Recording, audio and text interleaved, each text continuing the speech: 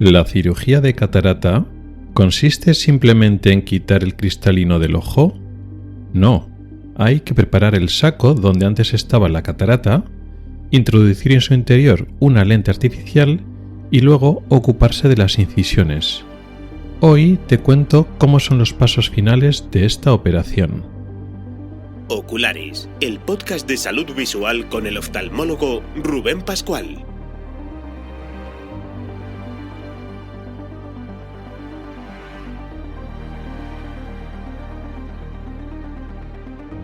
Bienvenido al episodio 10 de octubre de 2022. Comenzamos.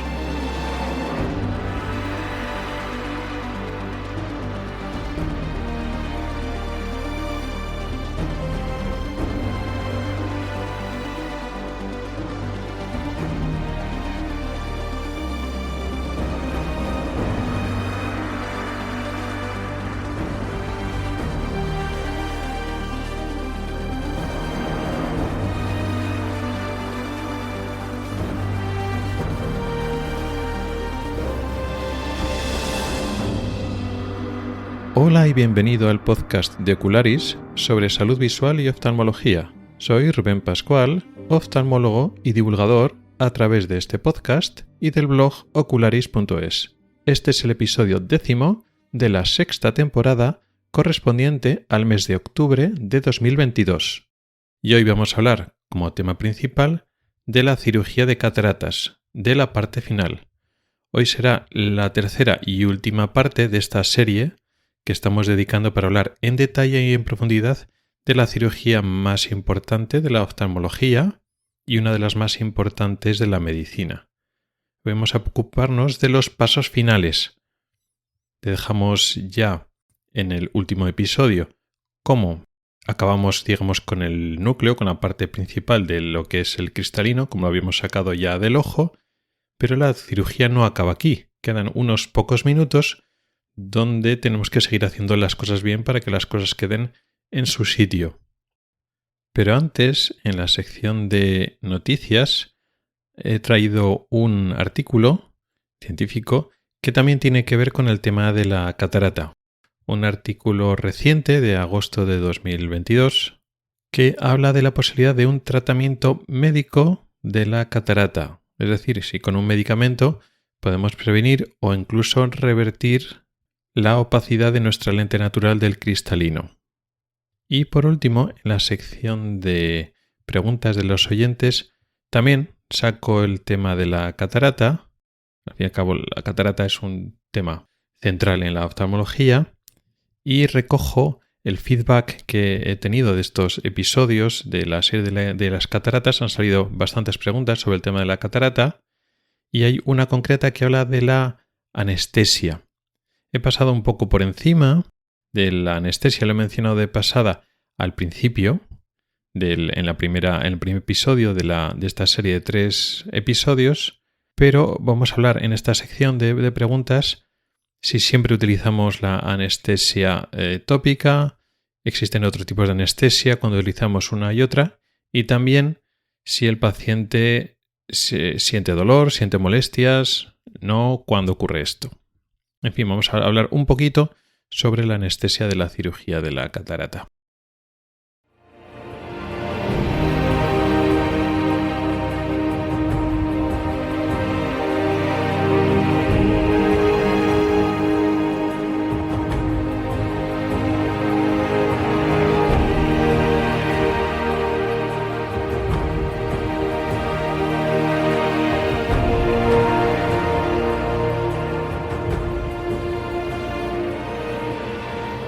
Como decíamos, en esta primera sección de noticias y estudios, traigo un artículo del mes pasado de la revista ANET Magazine que habla de la posibilidad de llevar a cabo un tratamiento medicamentoso tópico farmacológico en lugar del estándar que es el tratamiento quirúrgico.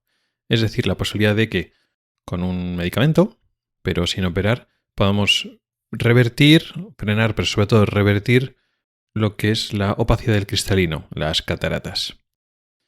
La verdad es que es un tema muy atrayente porque rompería uno de los principales axiomas de las, vamos a decir, verdades inmutables o verdades globales que tenemos en la oftalmología y en la salud visual, que es la catarata solo se puede corregir, solo se puede tratar mediante cirugía y ya está, y no hay alternativa. No quiere decir que toda opacidad del cristalino hay que operar inmediatamente. Hay opacidades del cristalino que permiten buena visión o por X causas, pues decidimos no operar de momento o dentro de las cirugías hay varias alternativas. En estos episodios estoy hablando de la alternativa estándar de facomisificación con la técnica pues más, digamos, el mayor consenso, ¿no?, en los países de nuestro entorno, pero lo que sí que estamos de acuerdo que es operación o nada. Y romper este paradigma, poder cambiar el axoma, es muy atrayente, por supuesto. Tendría muchas ventajas el hecho de tener como alternativa a la cirugía un tratamiento menos costoso, con menos riesgos, aunque no es que tenga muchos riesgos, pero sobre todo el tema de los costes. Porque, bueno, en muchos países los costes de una cirugía de catarata pues no son tan fácilmente asumibles, teniendo en cuenta que muchísima población padece y padecerá cataratas. Entonces, bueno, me he estado revisando ese artículo y también artículos similares que hacen referencia, ¿no? En ese artículo hacen referencia a estudios de hace varios años. Principalmente se basa en estudios del 2015 y 2017, que a su vez se basan en estudios anteriores. Y bueno, cuando lees un poquito este último estudio y los anteriores, pues suena mejor de lo que parece. De hecho, si te fijas bien en el título del artículo, pues el tratamiento tópico para la catarata, resultados preclínicos ofrecen promesas, claro, preclínicos, o sea que está todavía muy lejos de la práctica clínica. Te están hablando de unos elementos, de unos compuestos químicos de la familia de los oxisteroles que en pruebas de laboratorio parece que ayudan o impiden o incluso revierten la agregación de unas proteínas concretas del cristalino que digamos que se aglutinan o pierden su estructura regular, transparente, debido a alteraciones genéticas concretas en ojos de ratón. Claro, aquí estamos hablando entre eso, una mutación en un ratón que produce una aglutinación de una proteína concreta y la catarata senil, o no senil, o metabólica o de otro tipo, de un ser humano, hay bastante diferencia. De hecho, esta molécula no es la única que está en el estudio del tratamiento no quirúrgico de la catarata. Está este tipo de moléculas, este oxisterol, pero también se ha probado con antioxidantes, con lanosterol, con otros preparados, otros compuestos. Y bueno, sí, se proponen, pero realmente ninguno de estos compuestos ha pasado de las fases preclínicas ni siquiera a un planteamiento de estudio en humanos. Con lo cual, aunque el título suena bien, pues te lo lees un poquito por encima y cuando luego lees en profundidad esos estudios y luego después los estudios donde se basan estas revisiones, pues bueno, no voy a decir que sea lo mismo que el clickbait en el periodismo convencional o en las páginas web que te ponen titular totalmente amarillista o totalmente escandaloso para que cliques y leas y luego después lees y no tiene nada que ver. No digo que llega a ese extremo, pero un poco en esa idea, ¿no? Tú lees y dices, pues resulta que sí, que ahora están... Y no, pues me parece muy bien que sigan estudiándolo, por supuesto. Nunca sabes dónde va a saltar la liebre, como quien dice, y sería un gran avance para la medicina y para la oftalmología. Pero bueno, hay que tener los pies en la tierra. No se ha conseguido ningún avance realmente en esta materia y aunque se está haciendo investigaciones, nada indica que estas investigaciones estén avanzando lo suficiente como para que realmente podamos tener unas esperanzas. Por lo menos a medio y corto plazo no tiene esa pinta. Así que me temo que tendremos que acostumbrar a que va a seguir siendo la cirugía el único tratamiento que funciona hasta la fecha.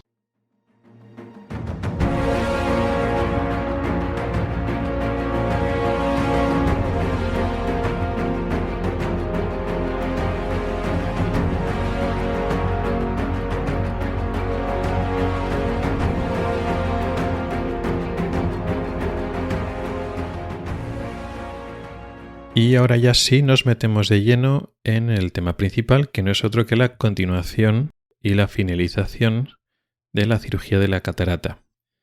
En el primer episodio hablamos de, los conceptos básicos y dimos los primeros pasos. En el segundo episodio, el anterior, estuvimos hablando de la parte central, es decir, cómo realmente quitamos la catarata o la mayor parte de la catarata, el núcleo y la mayor parte de la corteza de la catarata, que tiene su intríngulis. Fue un episodio largo porque había que explicar las diferentes técnicas y los riesgos y las ventajas de cada técnica. Y ahora vamos a acabar con los pasos finales. Podemos pensar que con lo explicado ya la otra vez, pues ya está, ya hemos quitado la catarata, pues ya apenas es salir del ojo y poco más.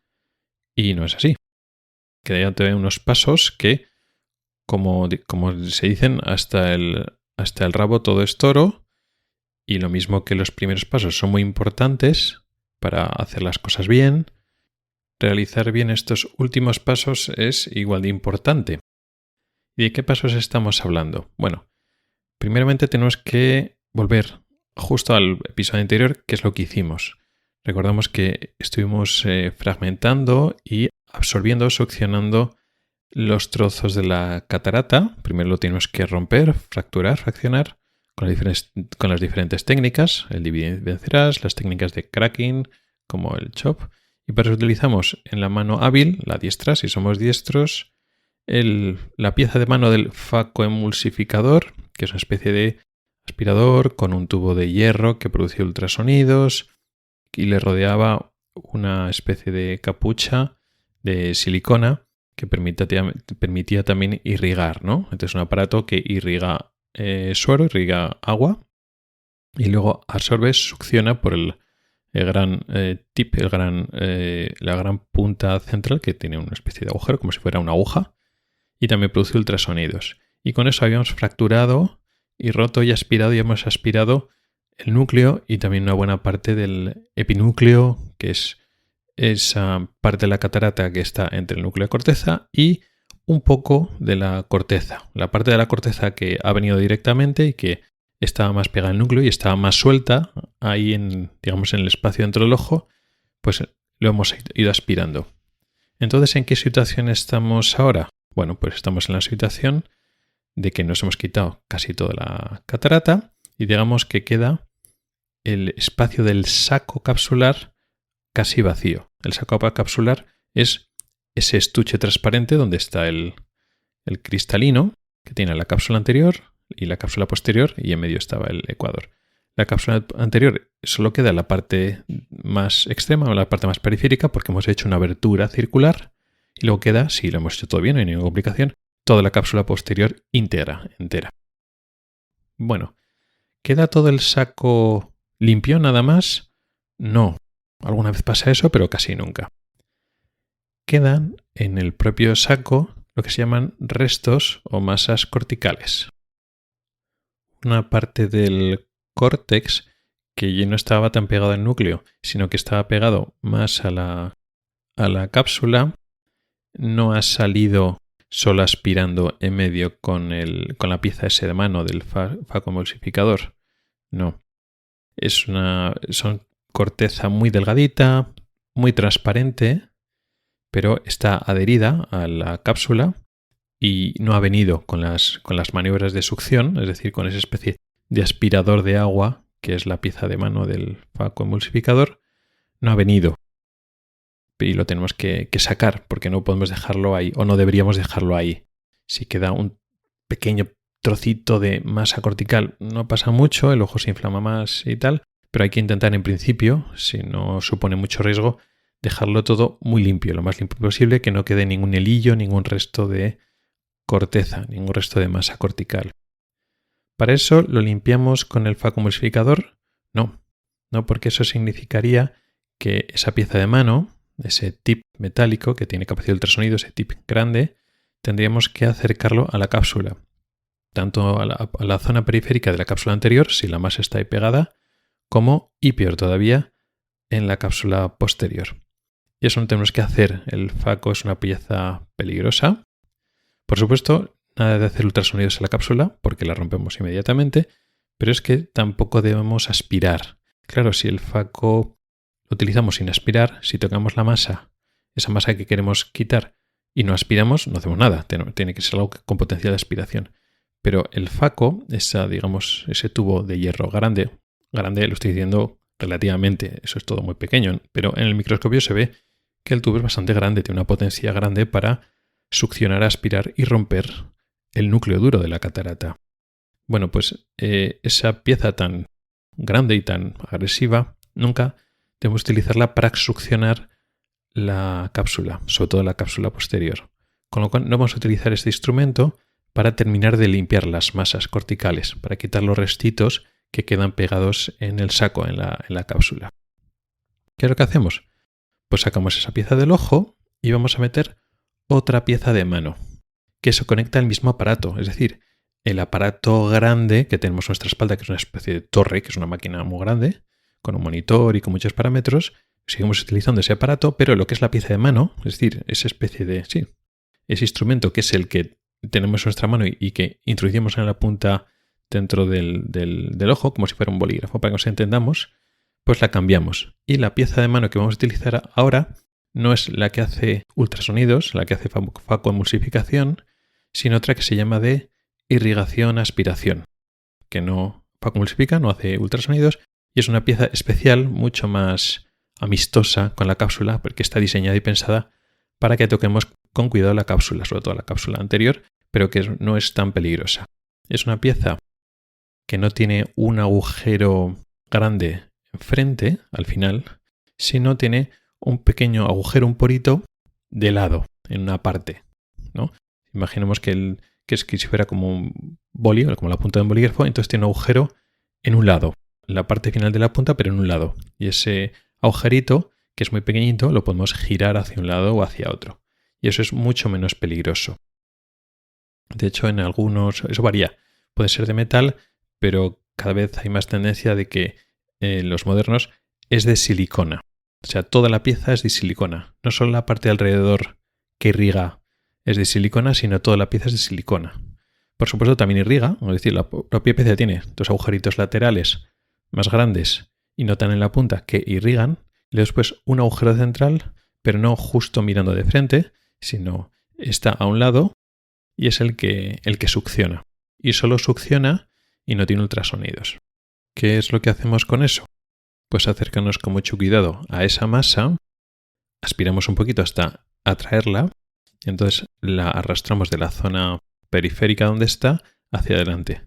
Hay que decir que normalmente esas masas corticales, ese resto de cortes, no está pegado exclusivamente en la zona posterior, sino suelen ser como filetillos alargados, como bandas alargadas que pueden estar pegadas a la parte posterior, pero también se pegan a la zona del ecuador, que no la vemos porque está detrás del iris, y llega hasta la zona anterior. Es decir, están pegadas y quedan justo por detrás de la cápsula anterior.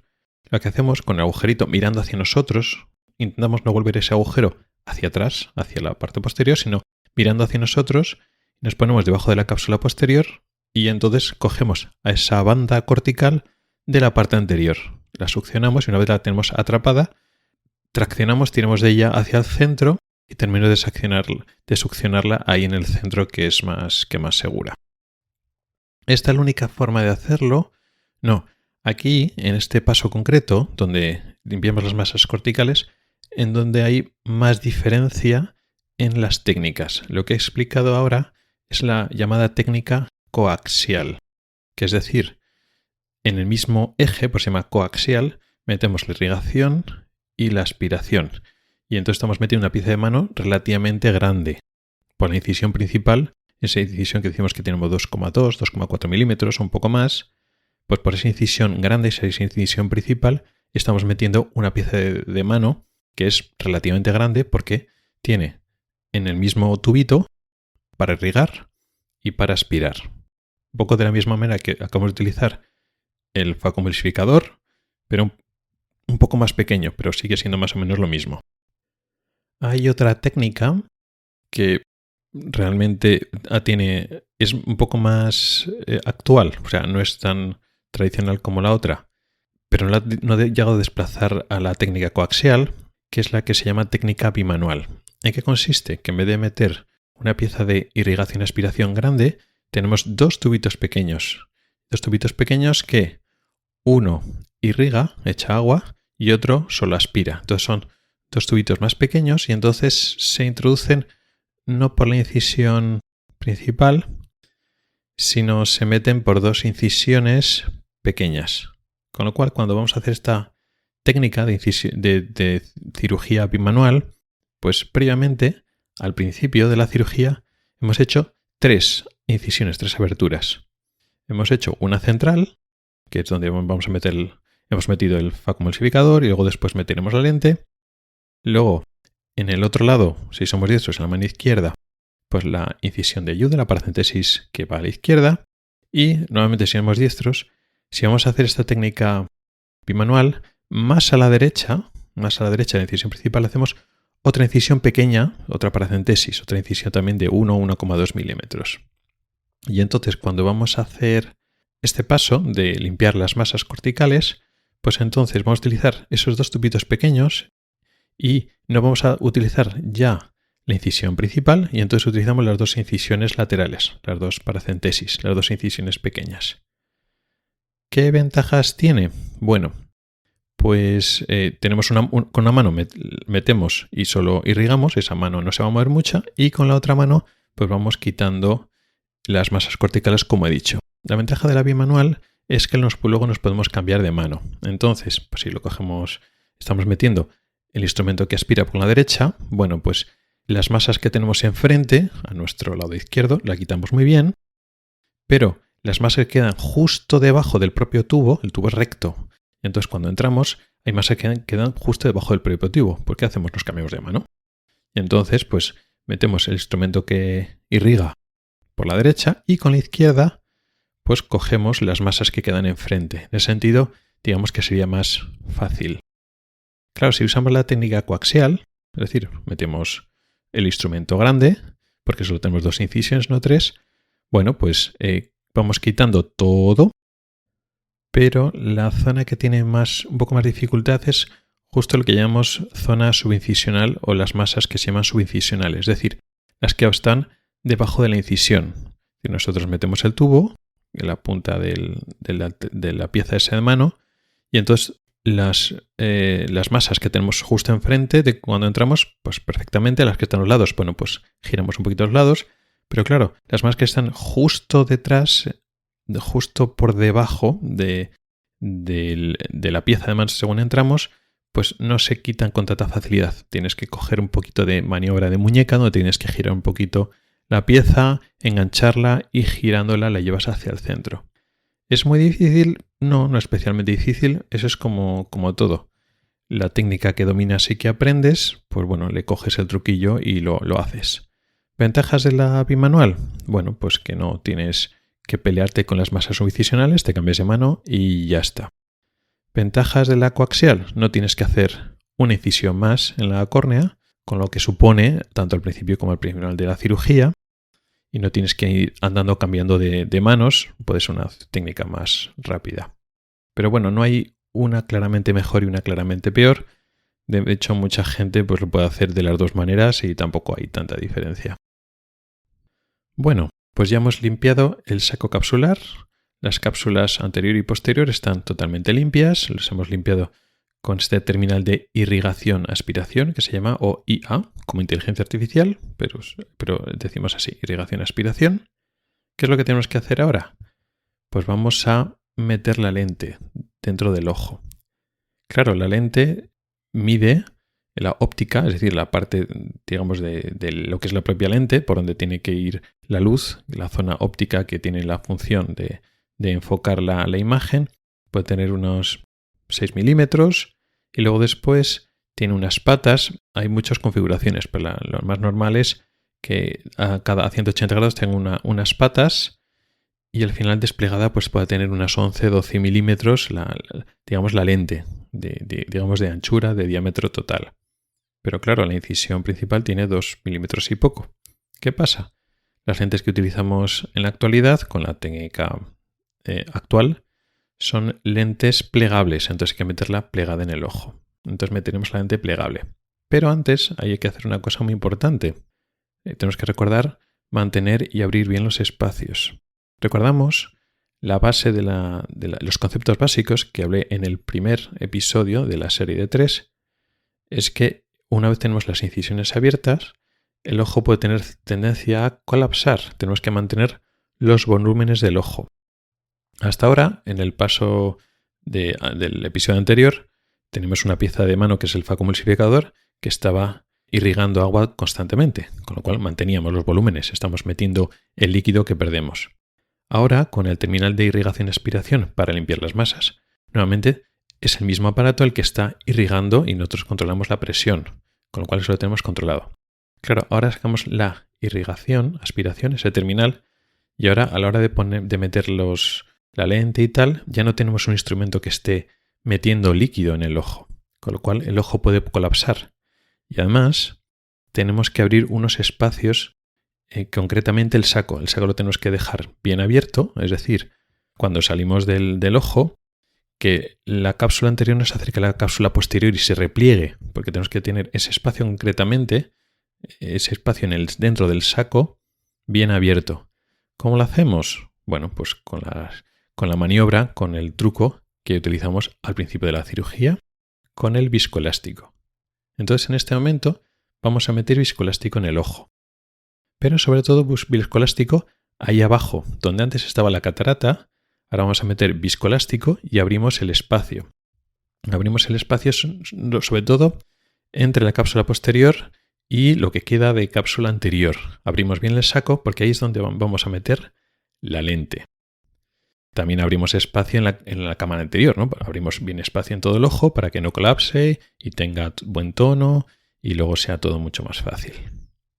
Así que cogemos una jeringa de viscoelástico y metemos la cánula de la jeringa a través de la incisión principal o de la paracentesis, de la incisión auxiliar, y dirigimos esa cánula abajo, cerca de la cápsula posterior, para abrir bien esa zona del saco. Cuando ya lo hemos abierto todo y estamos ya contentos, pues ya no metemos más viscoelástico y entonces ya nos dirigimos a meter la lente. ¿Cómo la metemos? Bueno, habría varias formas, pero la más importante a día de hoy, la más moderna, es meter la lente plegable a través de un inyector.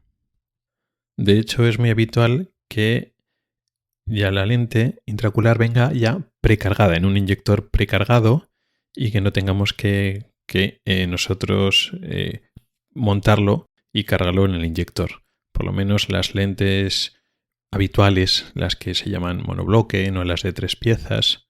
Luego después, cuando queremos meter una lente especial o ha habido alguna complicación, pues a veces las lentes especiales, que son más grandes, un poco más rígidas, a veces hay que montarlas. Pero las habituales muchas veces ya vienen premontadas, entonces no hay que hacer nada.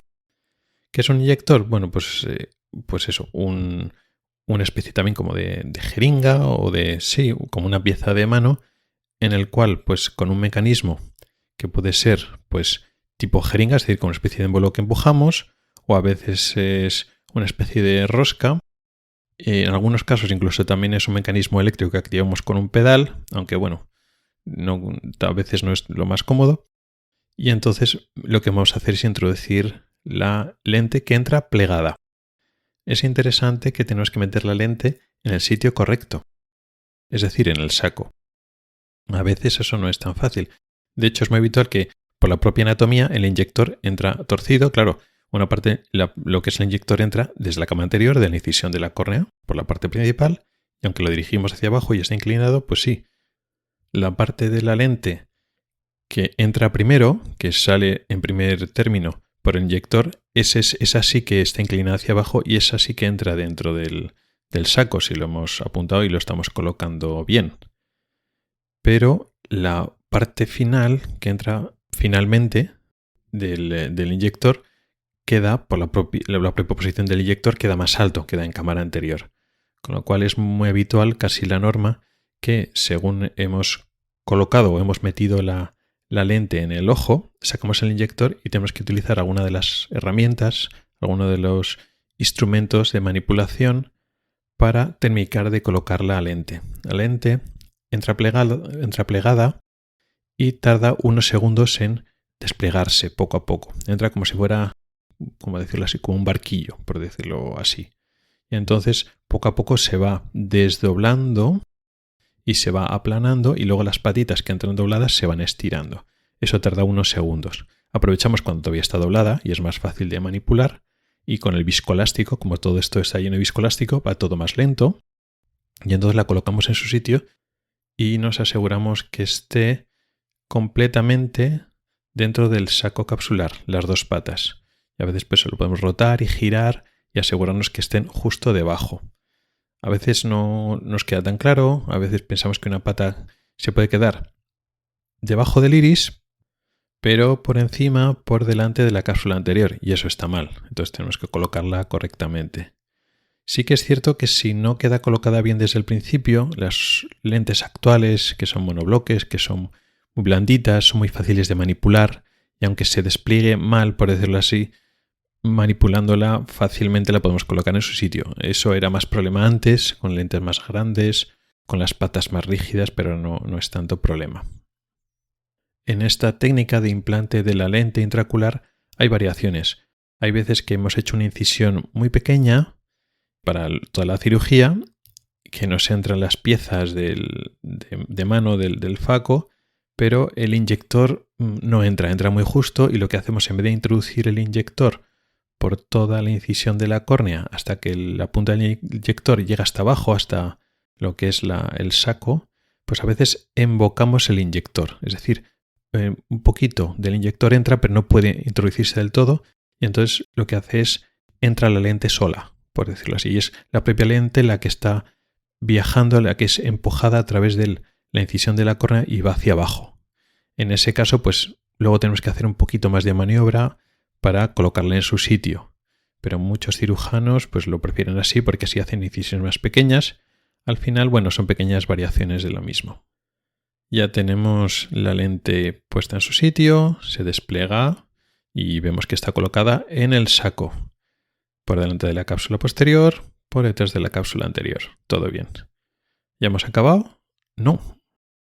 Tenemos el ojo bien tranquilo, con su lente transparente en su sitio, todo limpito, pero recordemos, todo el ojo, la cámara anterior y la cámara posterior del ojo están llenos de viscoelástico. No es una buena idea dejar viscoelástico ahí, porque eso va a producir un aumento de la presión intraocular unas horas después de la operación. Entonces tenemos que limpiarlo, tenemos que quitar todo el viscoelástico de ahí. ¿Cómo lo hacemos? Con la misma pieza de irrigación-aspiración que hemos usado unos minutos antes para limpiar las masas corticales, nos sirve igualmente con otro programa, con otros parámetros, nos sirve igualmente para aspirar. Es decir, vamos a sustituir el viscoelástico, que lo aspiremos por el agujero de aspiración, lo sustituiremos por el líquido de irrigación, que es básicamente agua con unos iones, con unas sales, y así en el ojo no va a quedar casi nada de viscoelástico. Entonces metemos la terminal, la pieza de mano de irrigación y aspiración, y apretamos con el pedal para ir limpiándolo. Intentamos limpiar bien con los recovecos, por los lados, cerca del ángulo, es decir, entre el iris y la córnea, y a muchos también intentamos limpiar por debajo de la lente. A veces queda viscoelástico debajo de la lente que a veces no sale tan fácilmente. Hay varias maniobras. A veces con el instrumento que tenemos en la mano izquierda empujamos hacia abajo o movilizamos un poquito la lente, la movemos un poquito así para que el viscoelástico salga de los lados. Otros también hacemos una maniobra que es metemos la punta de esa irrigación y aspiración por debajo de la lente. Hay que desplazarla un poquito, hay que manipular un poquito. Es una técnica que un poco coger el truquillo. Algunos lo hacen, otros no lo hacen, tampoco es algo esencial. Y cuando estamos seguros de que hemos limpiado el viscoelástico, pues ya estamos a punto de terminar la cirugía. ¿Cuál es el penúltimo paso? Asegurarnos que las incisiones quedan estancas. Es decir, que cuando sacamos todo el material, pues el ojo queda cerrado y no pierde agua. A veces ocurre directamente porque sí, es decir, salimos con todo el material y el ojo no colapsa. Es decir, de forma espontánea no se va escurriendo líquido dentro del ojo por alguna de las 2 o 3 incisiones, si hemos hecho 3. Pero la mayor parte de las veces por asegurarnos, lo que hacemos es lo que llamamos hidratar las incisiones. ¿Qué es eso? Pues con una cánula con suero las acercamos a las incisiones y esa propia cánula, en vez de meterla por la incisión para meter agua dentro del ojo, que también podemos hacer, podemos llenar el ojo lleno de suero para que tenga buen tono, pero la dirigimos dentro de la propia incisión a una esquina y a la otra esquina, a un borde y al otro borde, y empujamos con el émbolo de la jeringa de tal forma que el líquido, ese agua, se mete en el propio espesor de la córnea. Entonces producimos una especie de edema. Y entonces vemos que se blanquea un poquito justo esa zona de córnea, en vez de ser transparente, se queda un poquito blanca y lo que hace es aumentar el volumen. Es un edema, es como si fuera una hinchazón. Y al aumentar el volumen, cierra la herida. Entonces, lo hacemos en la incisión principal, podemos hacer en la incisión de ayuda, en la paracentesis, o en las dos, si tenemos dos incisiones de paracentesis. Y con eso miramos si con eso es suficiente. Es habitual que después de hacer la hidratación de las heridas de las incisiones, volvemos a meter líquido en la cámara anterior, porque precisamente al manipular las heridas, las incisiones, para hidratarlas, se sale líquido de la cámara anterior y solemos perder volumen de cámara anterior. Se colapsa un poquito el ojo y entonces después de hidratar volvemos a meter la cánula, pero no para hidratar la incisión, sino la metemos directamente dentro del ojo y metemos líquido, metemos suero y volvemos a recuperar el volumen del ojo. Eso es importante porque cuando tenemos en el ojo buen tono, buen volumen, una buena presión, esa propia presión también ayuda a que las heridas se cierren. O sea, utilizamos dos elementos. La hidratación de las incisiones, con lo cual se hinchan y se cierran, solo así. Y ya, como las propias incisiones, cuando las hemos hecho al principio, las hacemos con una inclinación tal que tienen una especie de mecanismo valvular, de tal forma que cuando dentro del ojo hay una presión suficiente, la propia presión cierra la herida. Y entonces pues, lo que hacemos es aumentar la presión del ojo para que, digamos, se favorezca ese mecanismo valvular. Pues seguimos haciendo eso, a veces es muy rápido, a veces lo hacemos así y sigue perdiendo un poquito, bueno, pues seguimos hidratando, rellenando un poquito el ojo, hasta que poco a poco, a veces hay que darle medio minutito, un tiempo a que el ojo se calme hasta que la arquitectura de la incisión, sobre todo la incisión principal, que es la que más fuga, se restablezca y se quede regular y entonces ya es suficiente. En raras ocasiones, en la actualidad casi en muy raras ocasiones, pues no es suficiente y por mucho que hidratamos la herida y tal, pues la herida no se cierra y entonces tenemos que dar un punto, tenemos que suturar la incisión de normalmente la principal o a veces no, a veces la paréntesis.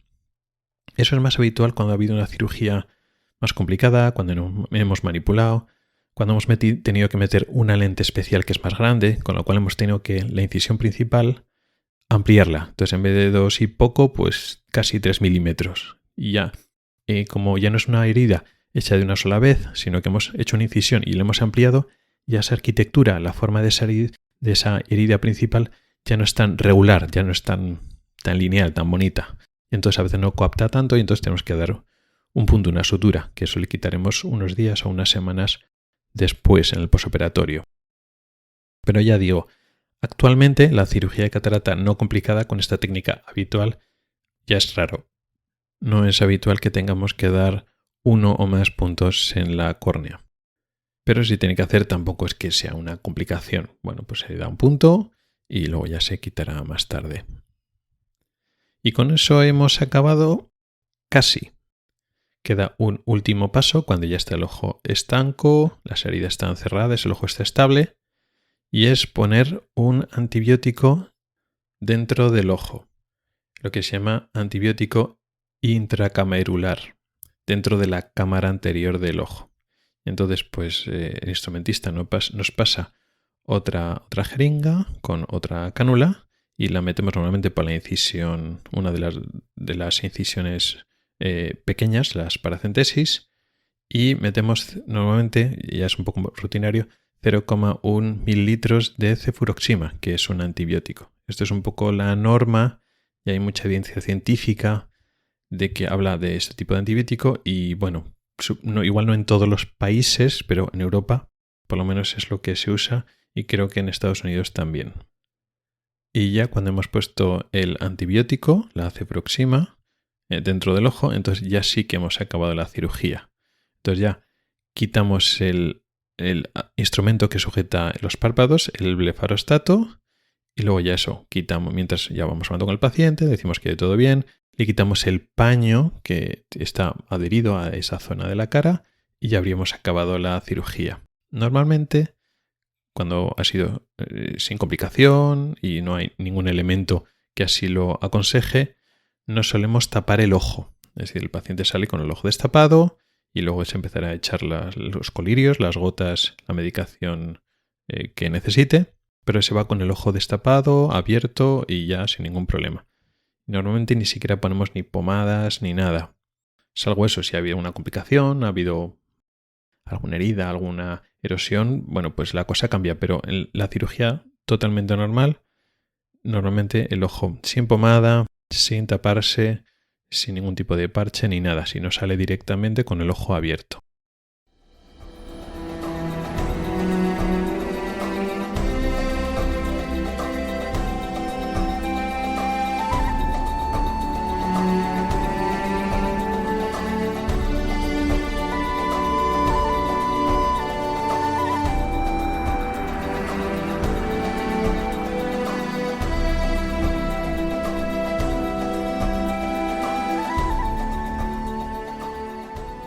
Y con esto habríamos explicado toda la cirugía de la catarata. A pesar de que ha ocupado el tema central de 3 episodios, se puede hablar mucho más. Hay libros y libros que explican en detalle lo que yo he pasado un poco por encima, o me he centrado a la técnica más habitual, o incluso la que yo más conozco. Se podría hablar mucho más, pero bueno, con esto yo creo que tenemos suficiente. Y ahora, en esta última parte del programa, la de las preguntas de los oyentes, vamos a hablar de un tema relacionado con la propia cirugía. Y se trata de la anestesia. ¿Qué tipos de anestesia utilizamos durante la cirugía de la catarata? Y cuándo usamos una, cuándo utilizamos otra, y si el paciente tiene dolor o no. Bueno, como he hablado al principio, de forma estandarizada utilizamos lo que se llama anestesia tópica, con gotas. Reforzada con, aunque decimos solo tópica para abreviar, siempre es tópica más intracamerular. Es decir, echamos gotas de colirio y con eso dormimos la córnea y parte de la conjuntiva, pero sobre todo la córnea, que es la parte más importante porque vamos a hacer heridas, incisiones en la córnea, que puede ser muy doloroso si está sin anestesiar, pero con las gotas de anestesia la córnea está totalmente, pues eso, anestesiada, no se siente absolutamente nada de lo que es la propia incisión. La anestesia intracamerular la usamos de refuerzo, pero no sería realmente muy necesaria, porque las estructuras que vamos a ir manipulando y tocando principalmente, es decir, la cápsula del cristalino y el propio cristalino, la propia catarata, no tienen terminaciones nerviosas. Si tocamos y manipulamos el iris, sí que haría daño, pero idealmente no tenemos que tocarlo. Pero aún así, pues casi siempre se utiliza anestesia dentro del ojo durante los primeros pasos de la cirugía. Con esto sirve para la gran mayoría de los pacientes. ¿Con esto sienten dolor? Casi ninguno. ¿Puede sentir alguna molestia? Pues dependiendo, hay algunos ojos un poco más sensibles que los cambios de presión, cuando metemos esas piezas de mano que irrigan y que puede producir cambios de presión del ojo, puede notar alguna sensación de distensión, alguna molestia. No es lo habitual, pero puede pasar. Sí que es cierto que pacientes que vienen muy nerviosos o que son muy aprensivos, pues eso, las pequeñas sensaciones que puede dar esos cambios de presión la perciben como dolorosas o muy incómodas y es igual a veces el propio miedo el que produce eso. ¿Qué puede producir una sensación más real de incomodidad o de daño? Precisamente si uno está muy nervioso, pero le molesta el párpado o la zona de la conjuntiva, pues que está desde el párpado y la zona afín. Cuando no acepta o no lleva bien ese instrumento que utilizamos para sujetar el párpado, el blefarostato. El blefarostato, pues la zona de contacto con los párpados es blandito, pero no deja de ser una pieza de metal. Entonces, cuando alguien está relajado y abre el párpado, el blefarostato no hace una presión especial, Pero si estamos nerviosos y nos queremos defender, es decir, cuando sentimos la luz fuerte o cuando sentimos el agua, intentamos cerrar el ojo, pues no podemos. Y claro, si intentamos hacer fuerza contra el blefarostato, pues nos hacemos daño, porque es una pieza de metal que está, digamos, abierta a una apertura concreta. Hay diferentes tipos, porque hay unos de muelle y hay otros que son de tornillo, pero en general, si queremos luchar contra el blefarostato, es decir, si queremos forzar cerrar el ojo, no podemos. Y a veces es inconsciente, no nos damos cuenta, no, si yo dejo el ojo abierto, ya. Lo quieres entrecerrar, porque como te sientes nervioso, o te molesta el agua, o te molesta la luz, pues quieres hacer el gesto de entrecerrar el ojo. Y no, necesitamos que el ojo esté bien abierto para tener un buen campo de cirugía.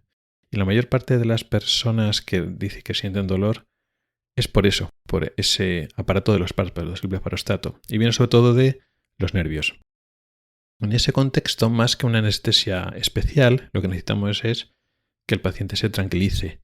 Y ahí juega un papel importante dos cosas. La premedicación, muchas veces en muchos hospitales ya hay de rutina una premedicación con un tranquilizante a todos los pacientes, o la posibilidad de tomarlo depende de cómo esté el paciente antes, se le ofrece, o el personal que está antes pues valora y dice, pues mira, viene tranquilo, mira, viene un poco nervioso, le das un tranquilizante, que no es que el paciente se duerma, eso es para relajar los nervios y entonces el paciente entra más relajado. Esa sería una opción.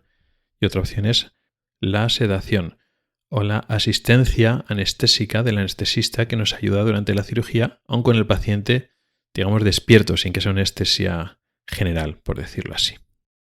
La otra opción es, aparte de la anestesia tópica, que es la que hemos hablado, más o menos premedicación o sedaciones, la anestesia local. Entendiendo por local, porque la anestesia tópica técnicamente es una anestesia local. Pero cuando hablamos de anestesia local, en este contexto nos referimos normalmente a lo que llamamos retroperivulvar, que significa una inyección de anestésico que se inyecta en la zona que rodea el ojo, una inyección a través del párpado, una o dos inyecciones a través del párpado o a través de la conjuntiva, y entonces el anestésico se queda alrededor del ojo o detrás del ojo. Es una anestesia más profunda y además impide el movimiento del ojo. Entonces, cuando estamos operando con anestesia normal, en gotas, el paciente puede mover el ojo y entonces necesitamos la colaboración del paciente para que deje el ojo más o menos quieto. De esta forma, con la anestesia inyectada, digamos local, pues no hace falta que el paciente sea tan colaborador porque ya el ojo está paralizado. Hasta cierto punto, porque no siempre conseguimos esa parálisis completa. Digamos que esta anestesia local sería un paso intermedio entre la tópica y la general. Sí que es cierto que hace unos años esta anestesia inyectada era más habitual. De hecho, primero hubo la inyectada, y luego después pasamos a la tópica. Entonces a la tópica al principio eran los pacientes solo los muy colaboradores y a la mínima que el paciente se movía un poquito, no estaba muy seguro, pues pinchábamos. Eso con el paso de los años se ha ido desplazando y ahora en la cirugía de cataratas casi nunca hacemos esta anestesia pinchada. En otras cirugías sí, en las de retina por ejemplo sí, pero en estas ya cada vez tiene menos espacio porque a poco que colabore el paciente ya lo hacemos con tópica. Si está un poco nervioso, con tópica, más sedación y tal. Y si ya es que no colabora absolutamente nada y pues pacientes pues con un retraso mental o niños, pacientes que están muy nerviosos y son incapaces de colaborar absolutamente nada, ya no es que dejen el ojo quieto, es que no van a dejar la cabeza quieta y entonces ya pasamos directamente, si no va a funcionar con la gota, directamente pasaremos a la anestesia general, convencional, la que hacen en otras cirugías grandes, por decirlo así, que el paciente está totalmente dormido, intubado, etc. Con lo cual la anestesia retroperivulvar sí que me ha tocado hacer unas cuantas a mí hace años y ahora ya no hago casi nunca en cirugía de catarata. Estamos hablando. En otras cirugías tiene otro papel mucho más importante, pero aquí realmente varía un poco de cirujanos y de hospitales y un poco de costumbres, pero la tendencia general global es que esta anestesia local ahora tiene un papel más reducido. A nada que colabore el paciente un poquito con gotas, si hace falta, pues con medicación para tranquilizar al paciente, y ya nos apañamos. Pues el paciente mueve un poco el ojo, pues ya sujetamos el ojo de alguna manera y lo hacemos sin tener que inyectar y sin pinchar nada. Y si no hay nada que hacer, pues el paciente se duerme. Es un poco la idea.